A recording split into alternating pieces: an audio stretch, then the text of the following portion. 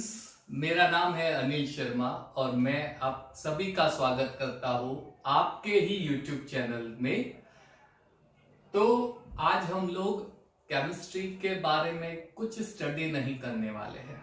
आज थोड़ा मैं आपको इंफॉर्मेशन दूंगा लॉकडाउन के पीरियड में किस तरह से आपको केमिस्ट्री के साथ डील करना है। तो before I start this lecture, मैं आपसे एक रिक्वेस्ट करूंगा, अभी तक if you are not subscribe my video, please पहले सब्सक्राइब कीजिए, बेल बटन को जरूर क्लिक कीजिए so that my new video as soon as it get updated आपको नोटिफिकेशन मिल जाएगा। Click on the like button and of course comment if you love my videos and इसे ज्यादा से ज्यादा शेयर करो ताकि हर एक बच्चे को इसका बेनिफिट मिल सके। देखिए बच्चों, पहली चीज तो ये है कि मेरे YouTube चैनल पे आपको सारे वीडियोस फ्री ऑफ कॉस्ट मिलेंगे, ना कोई चार्ज लेना है ना कोई चार्ज देना है आपको, ठीक है।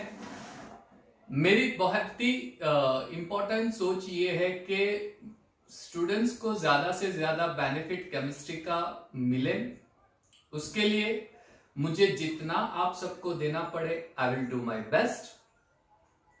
केमिस्ट्री में नीट लेवल से मेंस लेवल से हम लोग स्टार्टिंग ऐसा ही करेंगे। स्टार्टिंग में मैं 12th के सिलेबस को कवर अप करने की ट्राई करूंगा, साथ में कुछ 11th के इंपॉर्टेंट चैप्टर्स को भी कवर अप करूंगा।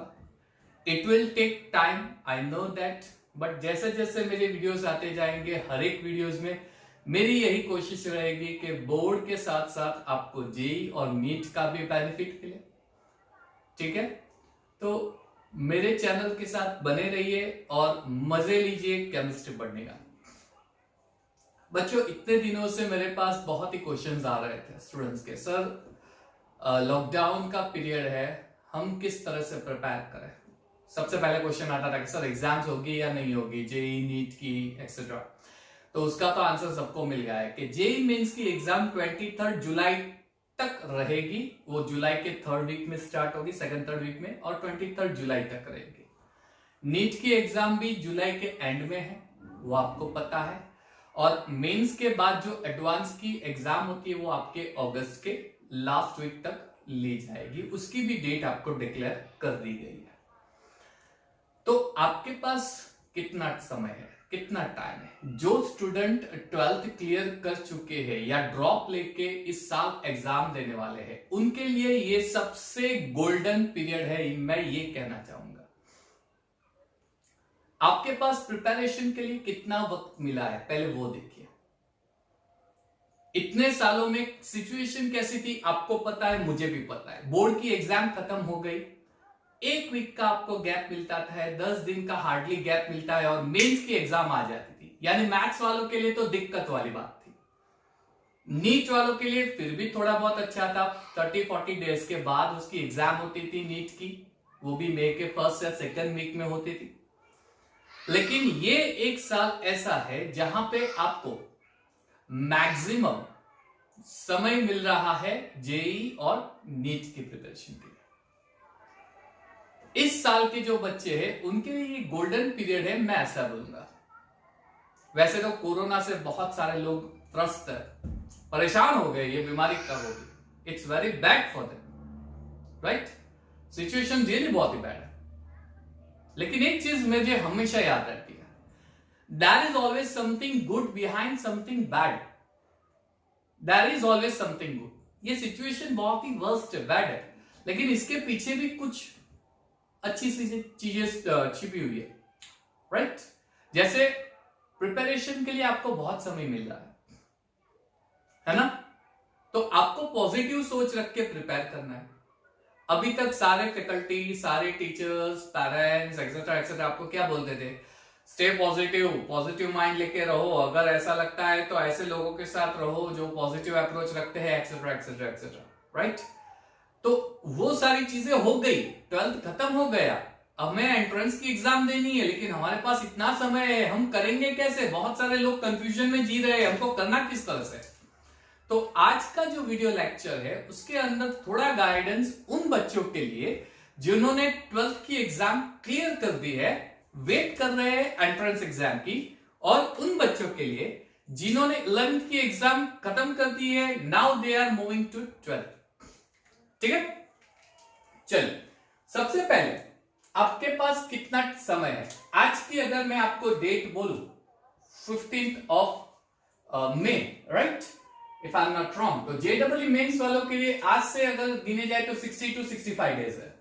मैं मान के चलता हूं जेई मेंस वाले बच्चे, I am absolutely sorry, right, ये थोड़ा दिक्कत वाला काम हो गया यहाँ पे, चलिए इट्स ओके।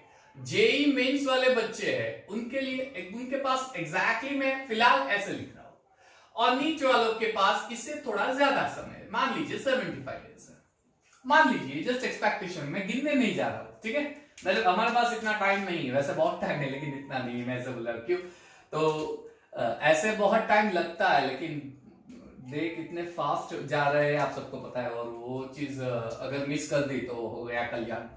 चलिए मैं आपको स्पेशली केमिस्ट्री की बात करूंगा। केमिस्ट्री में 3 पार्ट होते हैं, होता है फिजिकल केमिस्ट्री, होता है इनऑर्गेनिक केमिस्ट्री, होता है ऑर्गेनिक केमिस्ट्री। तो ज्यादातर लोग पूछते हैं सर इसमें से ज्यादातर वेटेज कहाँ का होता है, फिजिकल, इनऑर्गेनिक, ऑर्गेनिक?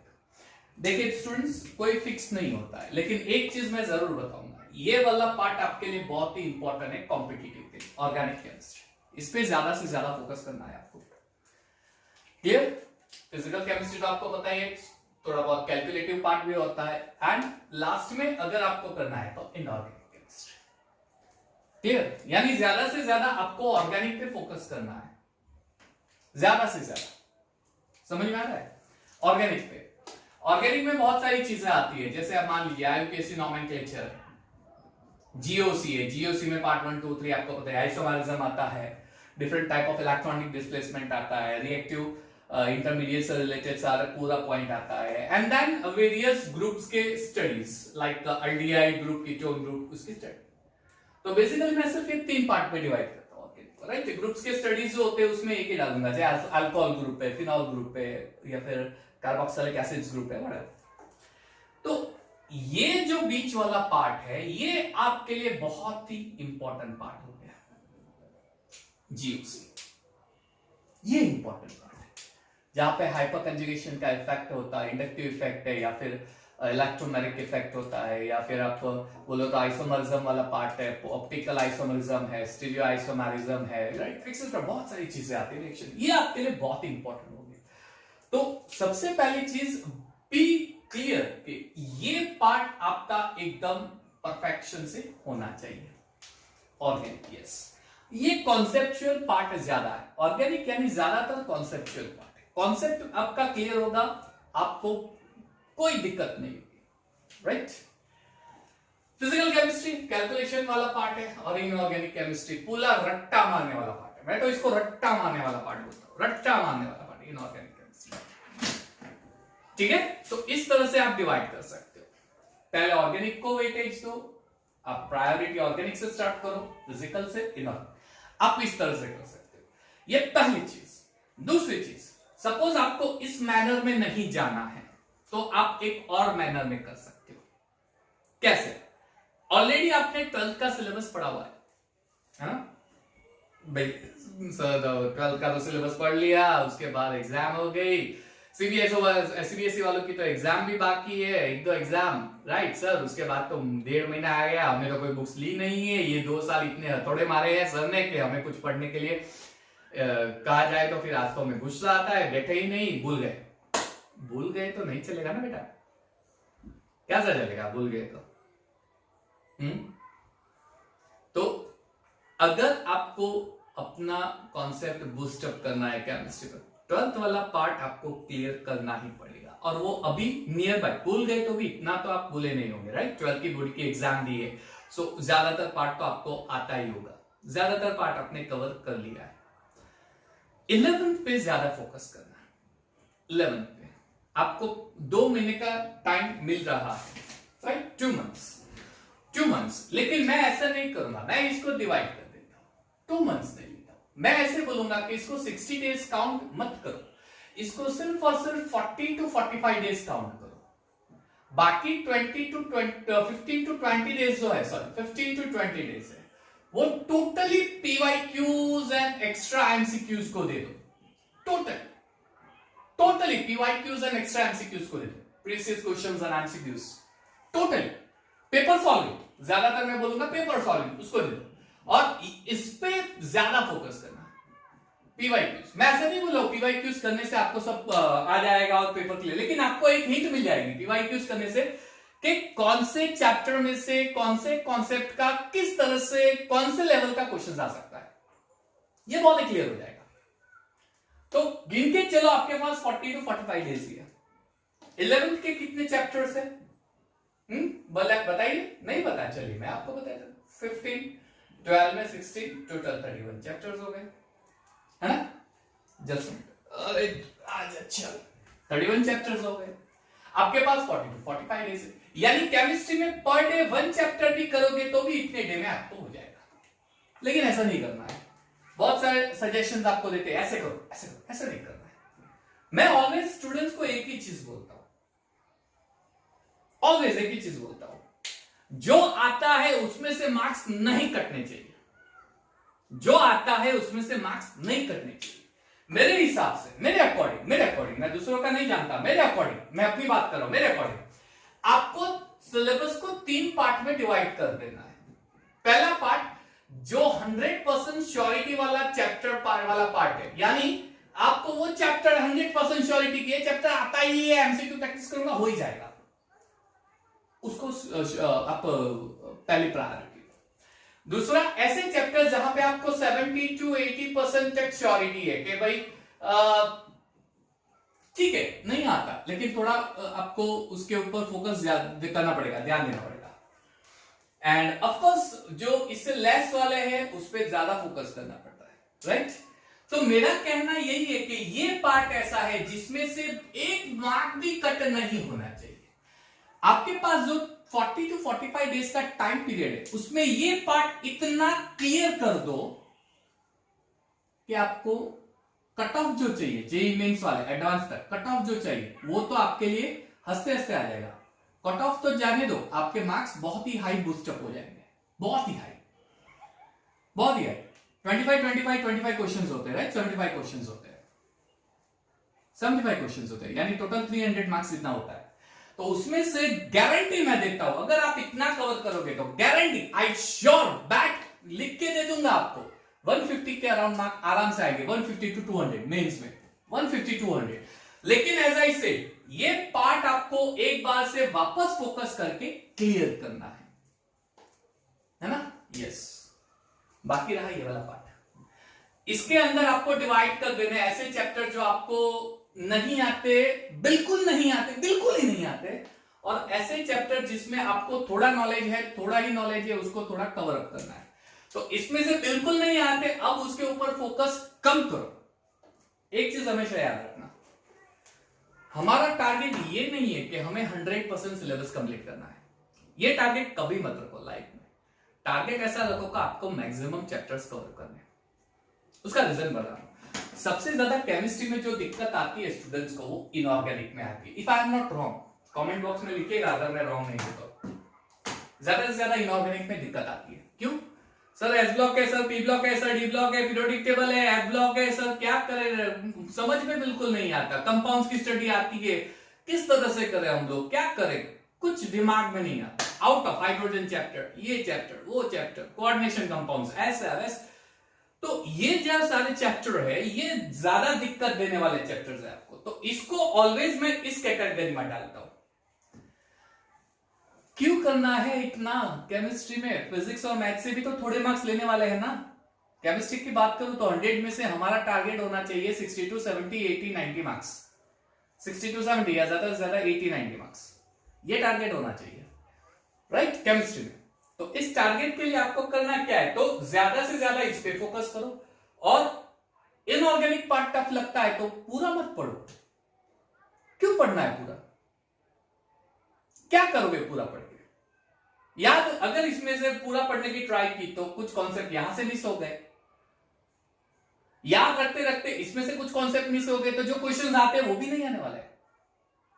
टारगेट ये मत रखो केमिस्ट्री 100% करना है, टारगेट ये रखो केमिस्ट्री मैक्सिमम करना है, 90% तक मेरा केमिस्ट्री होना चाहिए। इनऑर्गेनिक केमिस्ट्री में दिक्कत आती है तो इनऑर्गेनिक केमिस्ट्री पूरा क्यों पढ़े? मत पढ़ो पूरा, उसमें से कितने क्वेश्चंस आएंगे आपको डिवाइड करके दे दूं, 25 में से हार्डली आपको 4-5 क्वेश्चंस नहीं आएंगे इनऑर्गेनिक का, आप पार्ट थोड़ा बहुत पार्ट छोड़ दोगे तो, यानी 25 में से 20 टू 22 क्वेश्चन का टारगेट रखना है। 20 टू 22 क्वेश्चंस रखेंगे तो आपके 18 टू 20 क्वेश्चंस आप आराम से अटेम्प्ट करोगे, 80 मार्क्स तक तो जाने ही वाले हो। हमारा टारगेट तो वही है ना। बाकी फिजिक्स मैथ्स है ना, वो संभाल लेना फिजिक्स मैथ्स वाला। फिजिक्स मैथ्स वाले आपको गाइडेंस देंगे कैसे करना है, वो भी आपको इस तरह से ही गाइडेंस देंगे, या उनकी कुछ थियोरी और कहती है वो मुझे नहीं पता। लेकिन केमिस्ट्री में मैं हमेशा यही बोलता हूं कि इसके ऊपर अगर आपको इनऑर्गेनिक आता है तो it's very good, well and good. लेकिन जिन स्टूडेंट्स को इनऑर्गेनिक से डर लगता है, राइट, क्या बोलते हैं उसे, लायोफोबिक, हाँ है ना surface chemistry, lyophobic sir, water heading, नफरत है, क्या करे, अरे मत करो, जितना आता है इनऑर्गेनिक उतना ही करो। लास्ट मोमेंट में करके क्या उखाड़ लोगे, क्या तीर मार दोगे, क्या धाड़ कर दोगे आप लोग, नहीं करना है। 2 साल नहीं किया इनऑर्गेनिक, अब करने बैठोगे थोड़ी होगा, 2 साल का अब कब करने जाओगे, नहीं होगा, कसम से नहीं होगा। इसलिए मैं हमेशा मेरे स्टूडेंट्स को बोलता हूं कि इनऑर्गेनिक को 11 से लेके 12 तक आपको इनऑर्गेनिक के साथ डेली टच में रहना है तो कॉम्पिटिटिव होगा। लेकिन फिलहाल मैं बात कर रहा हूं ऐसे स्टूडेंट्स की जो 12th पास आउट है या ड्रॉपर्स है। ड्रॉपर्स के लिए तो इनऑर्गेनिक इतनी दिक्कत शायद नहीं होगी, लेकिन 12th पास आउट वाले बैच है जो अभी रिजल्ट आएगा, ज्यादातर तो पास आउट ही आएगा। सिचुएशंस कुछ ऐसे ही बोल रही है, मैं मोदी से डिमांड करूंगा, मोदी जी के मेरे बच्चों को पास कर दो, कोरोना ने मार डाला है, उनका भविष्य मत बिगाड़ो, मेरे प्यारे से सोने से नन्हे मुन्ने बच्चे, दया करो उस पर, उन्हीं वाला है, राइट। चलिए, तो मेरे कहने का मतलब यही है कि इनऑर्गेनिक, जिस स्टूडेंट्स को इनऑर्गेनिक से नफरत जैसा है, मुझे भी स्टार्टिंग में ऐसा था, मैं मेरी बात करूं ना तो मुझे भी ऐसा लगता है यार क्या ये इनऑर्गेनिक है, कितना पढ़े, क्या करे यार, इतना करके क्या करोगे इनऑर्गेनिक। लेकिन एक चीज हमेशा याद रखना, लास्ट मोमेंट पे नई चीज कभी नहीं करनी है, क्योंकि जो नई चीज करने गया तो पुरानी चीज पे अफेक्ट जरूर करेगा, है ना। ये मैंने सीखा है लाइफ से, मेरे करीबन 10 to 15 इयर्स के एक्सपीरियंस में अगर मैं देखने जाऊं तो ये चीज मैंने सीखी है। I had learn this thing. So inorganic आता है करो, नहीं आता है छोड़ दो, जितना आता है उतना रखो, बाकी का एक्स्ट्रा करो ही मत। पीरियोडिक टेबल बहुत इजी है, वो करना है, ठीक है। फिर आपको inorganic S block, P block, D block, F block में जितना आता है उतना करो, नहीं आता सिर्फ एक ही चीज बताऊंगा, उसमें ट्रेंड वाले क्वेश्चन ज्यादा करना। अगर करना ही है तो ट्रेंड वाले क्वेश्चन ज्यादा करना, प्रिपरेशन वाला छोड़ दो। 1-2 क्वेश्चन के लिए पूरा दिमाग घिसने की जरूरत नहीं, 1-2 क्वेश्चन के लिए क्यों दिमाग की दही करने की, नहीं करना है। ट्रेंड वाले क्वेश्चन करना, बस करना है तो सिर्फ इतना करो, ट्रेंड वाले। ऊपर से नीचे जाओगे, top to bottom atomic radius क्या होगी, इंक्रीज या डिक्रीज। डी ब्लॉक में लेफ्ट टू राइट जाओगे, एटॉमिक रेडियस किस क्या होगी, डिक्रीज इंक्रीज। आयोनाइजेशन एंथैल्पी किसकी ज्यादा है, मेटालिक रेडियस। ये ट्रेंड वाले क्वेश्चन करो, बाकी कुछ मत करो, ये मेरी गाइडेंस है, और आप जीत लोगे इससे। आई एम 100% श्योर आप जीत लोगे उससे। सो आई नीड टू से, इसके ऊपर अगर नहीं होता है तो मत करो। सेम केस, सपोज किसी स्टूडेंट्स का ये परफेक्शन है तो इसमें ज्यादा से ज्यादा जितना आता है उतना करो एक्स्ट्रा। लास्ट में कंक्लूजन एक ही दे रहा हूं, जितना आता है वो परफेक्ट करो, बाकी रह गए में से थोड़ा बहुत करोगे चलेगा, पूरा स्किप मत करो, थोड़ा बहुत तो करो। सिर्फ इसके ऊपर डिपेंड, 2 पे डिपेंडेंट मत रहो, एक थोड़ा बहुत भी तो करना, राइट। लेकिन मैं 100% फोकस की बात नहीं कर रहा हूं। 90% टारगेट रखोगे, 70-80% केमिस्ट्री में आएंगे, 100%। हमारा टारगेट होना चाहिए ऑलवेज केमिस्ट्री में 22 to 25 क्वेश्चन, 25 भी नहीं, 22 to 24 क्वेश्चंस आने चाहिए। बैक आई बैट 18 to 20 आराम से करके जाओगे, प्लस करके जाओगे, 18-20 प्लस क्वेश्चंस आप करके जाओगे। ये हो गई बात जेईई मेंस वालों के लिए, राइट। तो जैसे मैंने बताया 20 to 22 क्वेश्चन, दैट्स इट। उससे ज्यादा फोकस रखो ही मत, आप आराम से 18 to 20 क्वेश्चंस करके आओगे, 80 मार्क्स। बाकी मैथ्स फिजिक्स वाला है ना, वो आपको गाइडेंस देंगे कैसे करना है, ठीक है। आराम से आपके 70-80 मार्क्स आएंगे, इतना परफेक्ट करोगे तब। Clear, just a minute. या okay fine. So when I say कि you have to do that much. तो मेरा लास्ट 12 to 14 ईयर्स का एक्सपीरियंस होगा तभी मैं आपको बता रहा था, है ना। तो ये हमेशा टारगेट सेट करके, और अगेन मेंस वाला लास्ट पॉइंट वापस मैं बोलूंगा मेंस वालों के लिए के 40 to 45 days plus 15 to 20 days ऐसे डिवाइड करके चलो। इतने डेज में आपको कंपलसरी पूरा सिलेबस, कंप्लीट सिलेबस पढ़ना है, लेकिन सम कंप्लीट का मतलब अराउंड 90% जितना, 80-90% जितना करोगे तो भी चलेगा, है ना। केमिस्ट्री में कभी भी 100% मत करो ना यार, मैं अभी तो बोल रहा हूं, इनऑर्गेनिक नहीं आता है तो पूरा मत करो, फिजिकल छोटी चीजें करो। फिर भी ऐसे बच्चे हैं जो बोलते नहीं सर हमें तो बताओ, मैं तो 100% करना चाहता हूं, इनऑर्गेनिक भी मुझे करना है, आप हमें सजेशन दो क्या करना है फॉर दो स्टूडेंट्स। तो अगर आपको इनऑर्गेनिक करना ही है तो सिर्फ इस पे फोकस करो तो भी चलेगा। एनसीईआरटी टेक्स्ट बुक इतना करो तो भी चलेगा, इनफ है, इससे ज्यादा करो ही मत। नहीं है हमारे पास टाइम, ऐसे ही समझो, हमको सिर्फ इतने डेज में पूरा सिलेबस करना है एनसीईआरटी टेक्स्ट बुक के साथ लेके, तो इनऑर्गेनिक में एनसीईआरटी टेक्स्ट बुक कर दो, इसमें आप थोड़ा बियॉन्ड जाके करो, जेईई मेंस वालों के लिए बहुत ही अच्छा हो जाएगा, है ना। तो ये चीज दिमाग में उतार दो, पूरा सिलेबस करने की ट्राई मत करो, मैक्सिमम करने की ट्राई करो, क्लियर। अब बात करता हूं नीट वालों, तो नीट वाले बच्चों के लिए भी कुछ ऐसा ही है, जैसे मैंने बताया अराउंड 75 डेज है, तो आप 50 to 55 डेज का टारगेट रखो, और ऊपर 15 to 20 डेज का टारगेट जिसमें आपको सिर्फ और सिर्फ पीवाईक्यूज और एमसीक्यूज पे ज्यादा फोकस करना है। जैसे मैंने बताया मेंस वालों के लिए, नीट वाले भी आपको पीवाईक्यू का मतलब ये नहीं है कि उसमें से क्वेश्चन आएंगे, नहीं, ये नहीं है, उसका मतलब ये है कि आपको एक पैटर्न पता चल जाएगी कि इस पैटर्न के, इस टाइम के, इस लेवल के क्वेश्चंस आपको मिलते हैं, तो आपको समझने में काफी आसानी हो जाएगी। And yes of course try to solve maximum papers, PYQs, MCQs as much as you can, clear. Mains वाले और नीट वाले दोनों के लिए एक चीज मैं पर्सनली ऐसा बिलीव करता हूं, with due respect to all subject teachers and all subjects, NEET में तो ठीक है बायोलॉजी के क्वेश्चन ज्यादा आते हैं तो वहां से खींचने हैं मार्क्स, लेकिन मेंस में केमिस्ट्री में मार्क्स खींचना ज्यादा आसान है, राइट। मैं ऐसे नहीं बोल रहा हूं ऑल 100% स्टूडेंट्स के केमिस्ट्री में ज्यादा मार्क्स आते हैं, लेकिन मैक्सिमम स्टूडेंट्स के ज्यादा मार्क्स केमिस्ट्री में आते हैं, ऐसा मेरा पर्सनली बिलीफ है। I don't know like if I am right और रॉन्ग, दूसरे टीचर्स है उनके कुछ थॉट अलग होंगे, राइट, तो आई डोंट नो, बट जो मैंने पर्सनली देखा है, जो मैंने पर्सनली महसूस किया है, as per that I am saying कि केमिस्ट्री में से ज्यादा मार्क्स आप स्कोर कर सकते हो। Yes that's true, after all chemistry में ज्यादातर सिलेबस एनसीईआरटी लेवल से होते हैं क्वेश्चंस, तो वो लेवल आप पढ़ोगे तो होगा, लेकिन हाँ पढ़ाने वाले भी ऐसे होने चाहिए।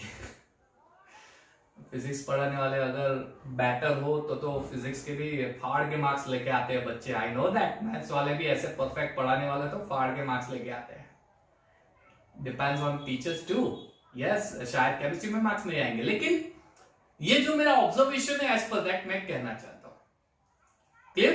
तो नीट वाले बच्चे के लिए भी यही सेट मेंटालिटी से आपको आगे बढ़ना है। इनऑर्गेनिक ऐसे सेम जो मैंने मेंस के लिए बोला है, नीट वाले भी ऐसे ही इनऑर्गेनिक पे अगर नहीं जाता है दिमाग तो मत लगाओ ना, एनसीईआरटी सिलेबस से जितना इनऑर्गेनिक हो सका है उतना करो, बाकी भाड़ में गया नहीं करना है मुझे यार। 2 साल परेशान करके रख दिया, लास्ट मोमेंट में थोड़ी होगा, नहीं होगा, आई know that very well, right. तो ये चीज हमेशा याद रखना, है ना। कोरोना से डरो ना, लेकिन ये प्रिपरेशन तो करो ना, आपके पास 2 मंथ ही है मेरे प्यारे बच्चों, समझो ना,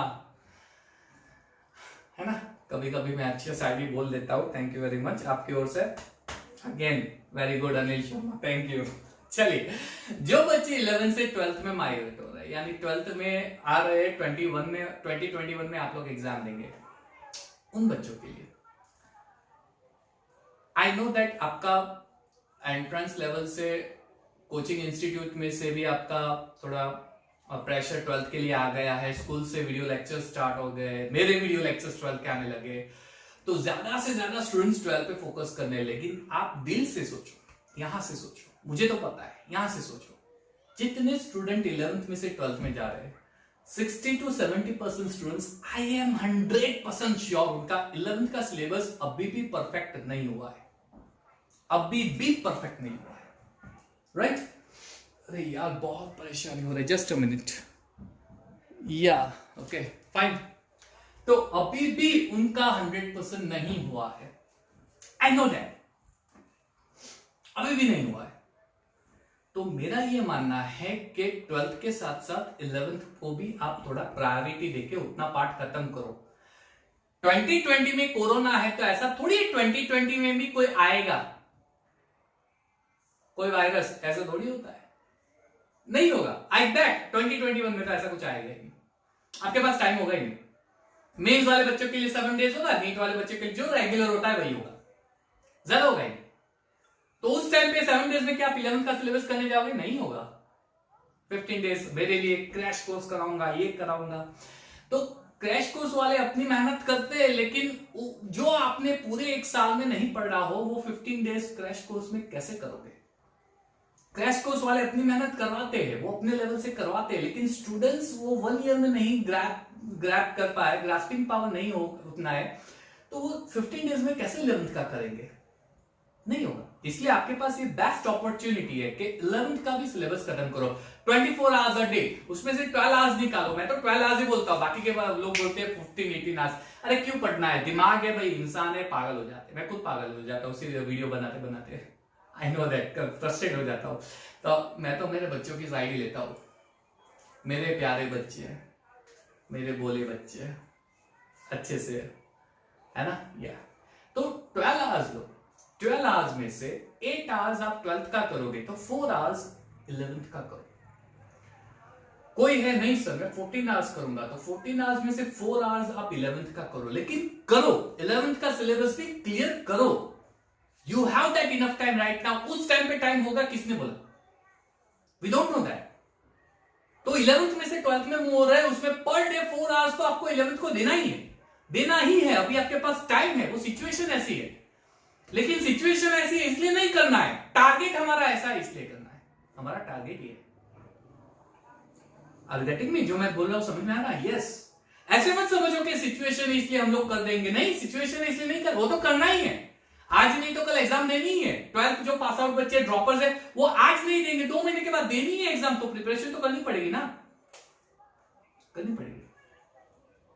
same case goes for 11th standard, करनी पड़ेगी। उस टाइम पे 11th में टाइम, 11th वाले जो 12th में आएंगे अभी और 2021 में एग्जाम देंगे, उनके पास उस टाइम पे टाइम होगा? किसको पता, नहीं होगा।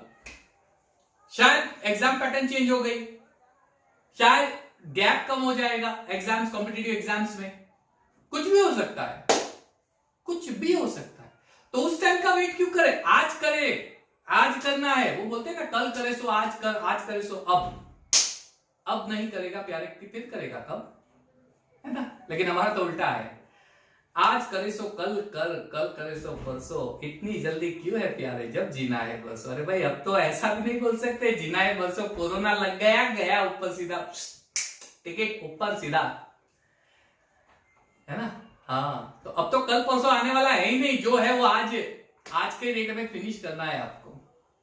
नहीं। आज के लेक्चर में जैसे मैंने आपको बताया 12th पास आउट वाले बच्चे हैं या फिर ड्रॉपर्स बच्चे या 11th से 12th में आ रहे हैं, उनके लिए ये पूरा सेशन मैंने रखा था, ठीक है? जाते जाते एक चीज मैं जरूर बोलूंगा, लाइफ में कभी भी टारगेट विनर का मत रखो, सक्सेस का रखो।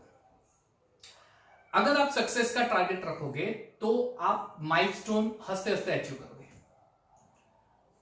राइट? मेरा ये पर्सनली मानना है। Don't try to be winner, try to be successful.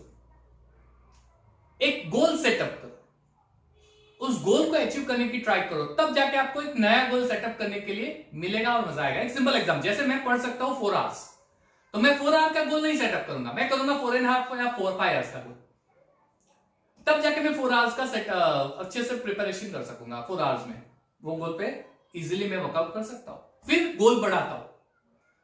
Every time success achieve करने की विनर मैं बोलता हूं कि 4 आवर्स में पढ़ूंगा और 4 आवर्स बन गया तो आई एम अ विनर, नहीं, दैट्स नॉट लाइक दैट। तो वहीं पे आप अटक जाओगे, क्योंकि दिमाग में एक बार विनर की छवि आ गई ना तो वहीं पे अटक जाओगे, फिर आप आगे नहीं बढ़ पाओगे। ये मेरा पर्सनल बिलीफ है। एक बहुत ही अच्छी सी स्टोरी है मेरे पास के एक बच्चा था, वो 1 to 8 9th स्टैंडर्ड तक कंटिन्यूसली 95 96 8th स्टैंडर्ड तक सॉरी 95 96 95 96 परसेंटेज लाता था। उसके पास सेकंड वाला था, उसके 90 91 परसेंट आते थे। 9th स्टैंडर्ड में उस बच्चे के परसेंटेज जो फर्स्ट आता था ऑलवेज, उसके आए 92%, जो 95 96 पे था उसके 92 आए, जो सेकंड आता था उसके 91.8 आए।